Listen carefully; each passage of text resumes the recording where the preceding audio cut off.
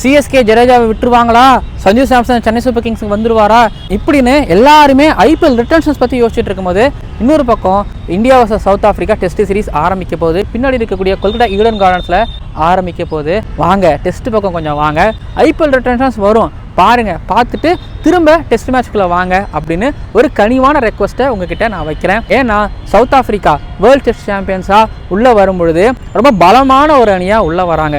ராவல்பிண்டியில் பாகிஸ்தானை ஜெயிச்சாங்க. ஒரு unofficial India A versus South Africa A test மேட்ச்சில் 417 ரன்கள் சேஸ் பண்ணி வின் பண்ணாங்க. இத்தனைக்கும் சவுத் ஆஃப்ரிக்காவோட பேஸ் அட்டாக் அப்படிங்கிறத தாண்டி அவங்களோட இந்த spin attack, Keshav Maharaj, Senuran Muthusamy, Harmer, இவங்க 3 பேரும் இந்தியன் பேட்டர்களுக்கு சேலஞ்ச் கொடுக்க காத்துக்கிட்டு இருக்காங்க. நடக்கிறதெல்லாம் பார்க்கும்போது சவுத் ஆஃப்ரிக்காவுக்கு கொஞ்சம் சாதகமாக இருக்குமோன்னு தோணுது.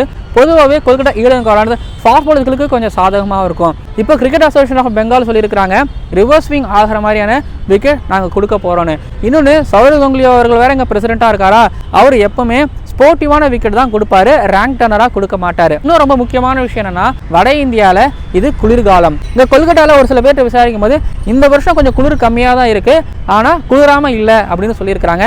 காலையில் ஒரு 10-10:30 வரைக்கும் வந்து பார்த்தீங்க அப்படின்னா அந்த குளிர் அப்படியே இங்கே இருக்குது.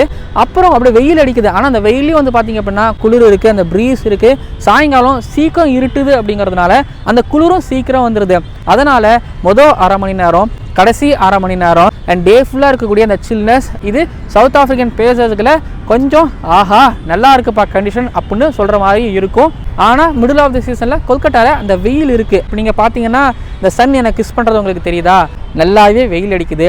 ஸோ மொதல் 1 மணி நேரம், கடைசி 1 மணி நேரம் ரொம்ப முக்கியம். கொல்கட்டாவோட வெதர் ரிப்போர்ட் இதுதான். பட் இந்தியன் டீம் சைடில் ஜஸ்பிரீத் பும்ரா, முகமது சிராஜ் 3 ஸ்பின்னர்ஸோட போவாங்களா, இல்லை துருவ் ஜுரேல், ரிஷப் பண்ட் இவங்க 2 பேரையும் சேர்த்து வச்சு ஆடுவாங்களா? இது ரொம்ப முக்கியமான சீரியஸ்க்கு அங்கே இந்தியாவுக்கு.